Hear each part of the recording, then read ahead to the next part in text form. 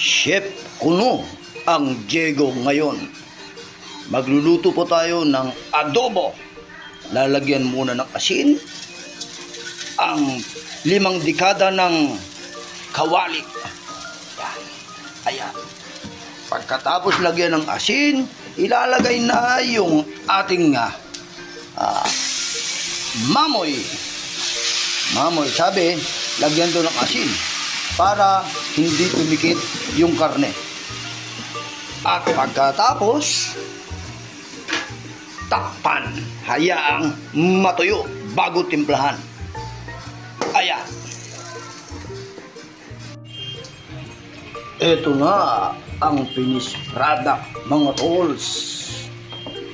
Ayan. Dry mamoy adobo. Wow! Mukhang rapsa. Ano sa palagay niyo? Masarap ba ito? It's mabuhay.